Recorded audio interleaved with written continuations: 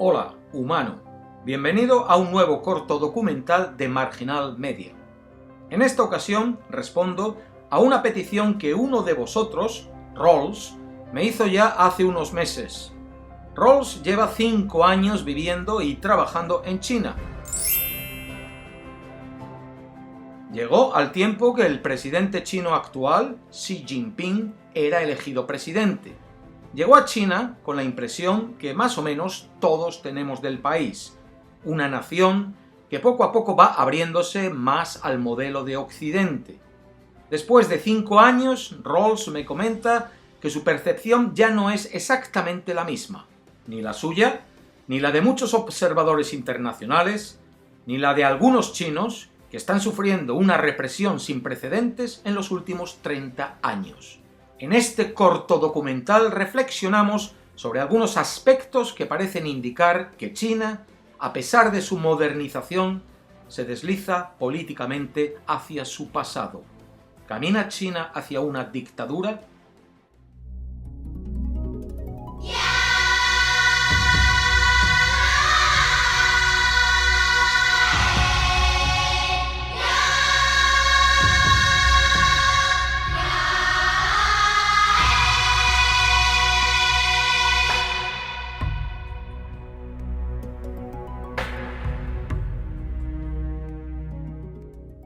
La historia no existe para condenarnos, pero está para no olvidarla.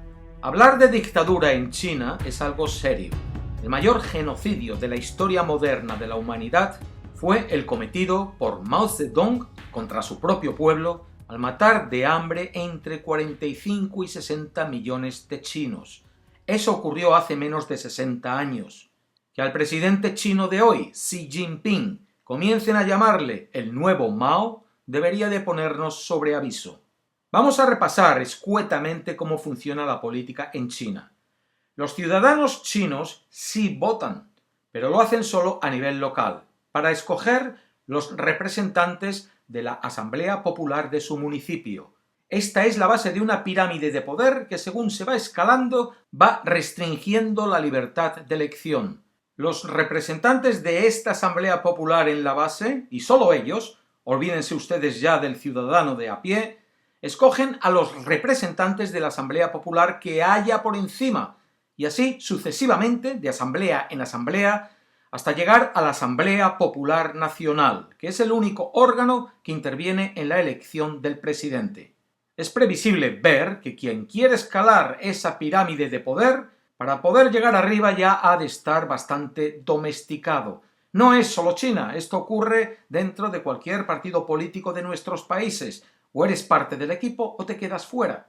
La diferencia, en el caso de China, es que todo esto ocurre dentro de un único partido político, el Partido Comunista, que no es el único partido político existente en China. En China existen otros 8 partidos políticos a los que colectivamente se les denomina partidos democráticos, y su número de militantes aumenta. Pero no se hagan ilusiones, el más nuevo de estos partidos fue creado hace ahora 70 años. Todos ellos operan dentro del sistema de poder establecido por el Partido Comunista. No existen partidos opositores. Para no extendernos más, baste decir que cuando hace 5 años la Asamblea Popular Nacional escogió a Xi Jinping como presidente de China, lo hizo por 2.956 votos a favor, 1 en contra y 3 abstenciones. En octubre del año pasado, Xi Jinping fue reelegido como presidente para un segundo mandato de 5 años. Era lo esperado. Pero hubo otros detalles de este Congreso del Partido Comunista que no fueron los esperados.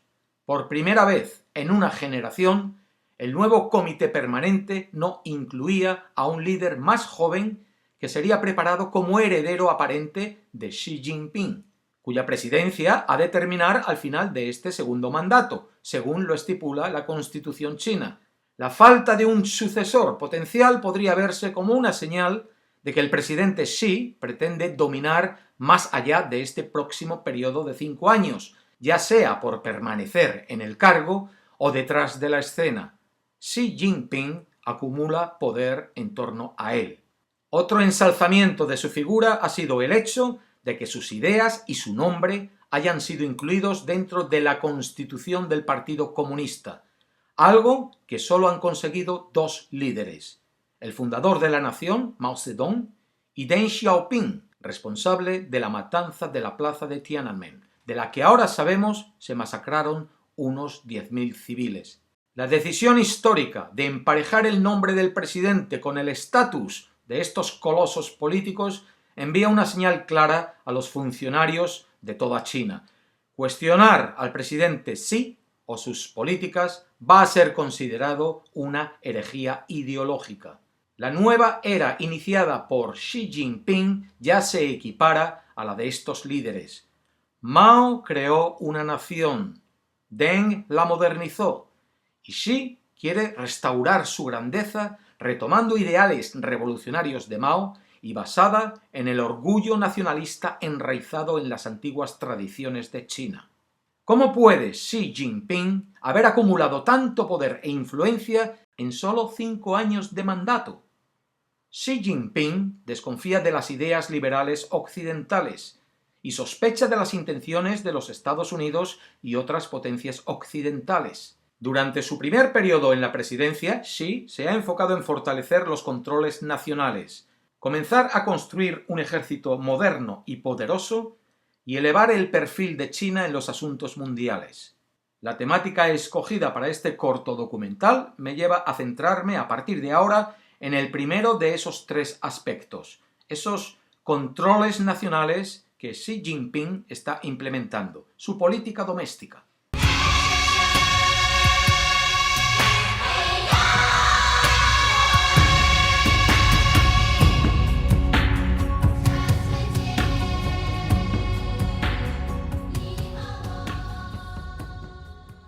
大家好，我叫武干，网名叫超级低俗屠夫。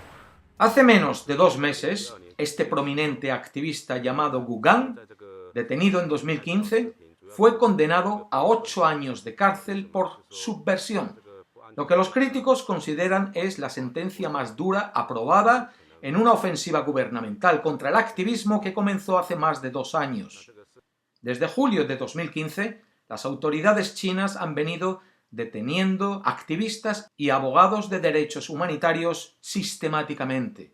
Estas personas son hostigadas, vigiladas, intimidadas, detenidas y recluidas, como denuncia Amnistía Internacional en su informe China 2016-2017.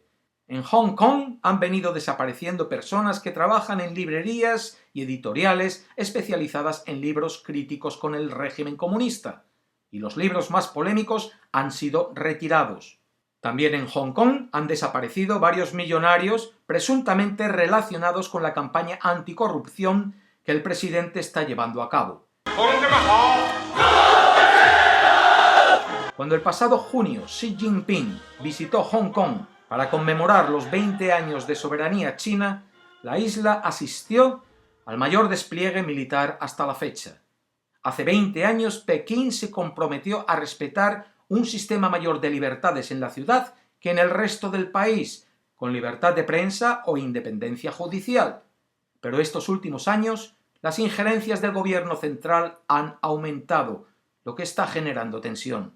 Algunos observadores apuntan que la campaña anticorrupción destinada a limpiar el Partido Comunista de elementos corruptos también está sirviendo para eliminar posibles rivales políticos. Familias que habían contado con el favor del gobierno durante décadas lo han perdido. Emblemáticas figuras del Partido Comunista como Bo Xilai o Su Yonggang han caído en desgracia. En los últimos años, la creación de mecanismos para denunciar de forma anónima a funcionarios corruptos, extranjeros sospechosos de ser espías o activistas contrarios al régimen recuerdan a la época en la que vecinos, compañeros de trabajo e incluso familiares aprovechaban cualquier desencuentro para denunciar a una persona cercana, instaurando un estado del miedo bajo el mandato de Mao. Desde 2013, más de 1 millón de cargos públicos han sido condenados. La búsqueda y purga de elementos discordantes no se ha detenido en la clase política, también afecta a la sociedad civil.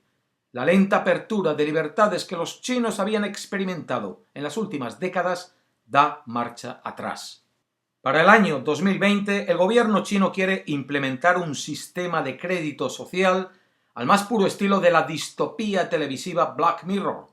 Quiere el control de sus ciudadanos, para así el Estado poder actuar de gran hermano y decidir quién asciende en el partido y quién no, a quién se le da un préstamo para la compra de una vivienda y a quién se le niega, etcétera, etcétera, etcétera. En China ya existe el carnet del consumidor.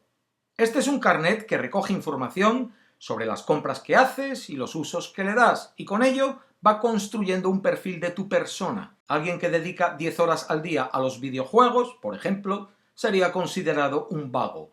Y alguien que compra pañales de forma frecuente seguramente será un padre, alguien que es más probable que tenga un sentido de la responsabilidad. Con ello te van dando puntos. Una buena puntuación te puede facilitar obtener un visado, no pagar el depósito por la habitación de un hotel, etc.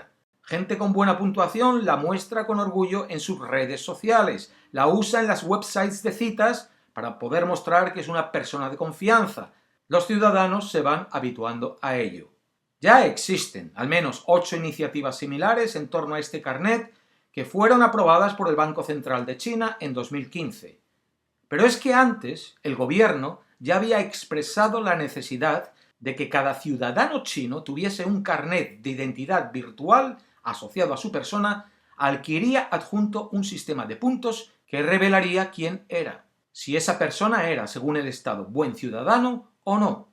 La idea recibió un respaldo definitivo en junio de 2014, cuando el gobierno chino difundió un comunicado en el que incidía en su gran importancia a la hora de establecer una sociedad socialista armoniosa y promover la honestidad, la confianza y la integridad de la ciudadanía. La organización humanitaria Human Rights Watch definió esta idea como aterradora. Ese carnet del consumidor que existe hoy es el embrión del carnet de buen ciudadano de dentro de 2 años. Parece una película de ciencia ficción, pero no lo es. China es un país donde la tecnología de reconocimiento facial está tan implementada que en ciudades como Shanghái o Hangzhou existen paneles que exhiben los rostros de los peatones que han cruzado la calle en rojo o ciclistas y motoristas que marchan en dirección contraria y cuyas caras han sido capturadas por cámaras de vigilancia. Hasta que los infractores no acuden a la comisaría y pagan su multa, sus rostros permanecen expuestos para escarnio público como ejemplo de mal ciudadano. En China se puede entrar en un Kentucky Fried Chicken y adquirir el menú exhibiendo el rostro frente a una máquina que reconoce las facciones y que incluso sugiere el tipo de comida al cliente en base a su edad. Hay bancos que permiten a sus clientes retirar dinero de cajeros sin necesidad de tarjetas, solo confirmando los rasgos de su fisonomía. Hasta los retretes del Templo del Cielo de Pekín te dispensan el papel higiénico tras un escaneado del rostro, para evitar que lo roben. En la estación de tren de Hangzhou existe una cámara capaz de identificar a 120 personas por segundo. China dispone ya de 176 millones de cámaras de vigilancia y pretende instalar otros 450 millones para el 2020. Recordar que Estados Unidos solo tiene 50 millones de cámaras de seguridad. No todas estas cámaras están gestionadas por el Estado, pero la información que recopilan sí va a dar a sus manos. Las firmas privadas de seguridad más avanzadas obtienen subvenciones estatales y contratos con el sector público, y las fuerzas de seguridad tienen acceso a los adelantos tecnológicos obtenidos por los investigadores de estas compañías. El sector privado y el público trabajan juntos para construir este inmenso policía en la nube, como lo ha llamado Human Rights Watch. Con este nivel de tecnología, uno podría pensar que en China el Internet es algo grande. Al contrario, la acumulación de datos en manos del gobierno es algo grande, pero el acceso a Internet cada día está más restringido. Y aquí es donde Rawls, impulsor de este vídeo, muestra más su preocupación. A él, como a cualquier extranjero residente en China, le preocupan las nuevas restricciones que las redes privadas virtuales puedan sufrir a partir de ahora. El Internet chino se asemeja cada vez más a una gran intranet. En los últimos 2 o 3 años, cientos de páginas web han sido cerradas por no contar con licencia y la mayoría de redes sociales y servicios requieren un nombre y una identificación reales para registrarse, por lo que se sabe perfectamente quién se encuentra detrás de cada comentario o artículo que se publica. Además, las restricciones para acceder a páginas web extranjeras también han aumentado. Hoy por hoy, al Internet real, los chinos acceden a través de VPNs, redes privadas virtuales, que se utilizan para conectarse al Internet como si se estuviera en otro país y así salvar la censura. Sin estas redes, Rawls no va a poder ver este vídeo o entrar a su propio canal de YouTube, al que encontráis en un enlace en la descripción del vídeo, o no podrá entrar en sus redes sociales, y como él, cualquier chino. Las redes privadas virtuales ya son ilegales en China. Por un motivo u otro aún no se ha producido el bloqueo anunciado, pero este puede ocurrir en cualquier momento y a partir de entonces solo empresas autorizadas tendrán acceso al Internet global. El gobierno chino cada vez está prestando más atención a la información que sale de China y a la imagen presentada fuera del país. Censurar dentro del país e intentar influenciar fuera. Esa es la estrategia que está implementando. La influencia, por ejemplo, que China está teniendo en Hollywood en los últimos años es tal que ya se ha convertido en el mayor inversor externo de la historia de Hollywood, si acaso con la excepción de Wall Street, la bolsa de Nueva York. Estas películas que os muestro han sido financiadas en parte por empresas chinas. El grupo chino Wanda es propietario de la segunda cadena de cines más grande de Estados Unidos. Y no te doy más ejemplos porque dije que en este corto documental me iba a enfocar en el aspecto de los controles nacionales. Lo único que digo con todo esto es que cada vez va a ser más difícil ver un chino malo en una película de Hollywood y que a partir de ahora presta más atención a lo que oyes sobre China en estas películas. Quedándonos en China, a nivel propagandístico, lo que pasa es que Xi Jinping, desde que llegó al poder, ha estado empujando y vendiendo la idea de que solo un líder poderoso de la estatura de Mao puede crear una China fuerte y llevarla hacia adelante, y que ese líder es él. Y tal como Mao, Xi está promocionando el culto a su personalidad. Ningún otro presidente chino, a excepción del propio Mao, ha sido nombrado tantas veces en la prensa como Xi Jinping. El presidente es mencionado en los periódicos más que el doble de veces que sus predecesores. En solo 5 años, Xi Jinping ha acumulado un poder y un estatus impensable para un líder chino de las últimas décadas. Ahora tiene otros 5 años más por delante para cimentarlo. ¿Qué ocurrirá al final de su segundo mandato? Ya veremos. Tiempo al tiempo. Hasta la próxima. La paz, que la vamos a necesitar.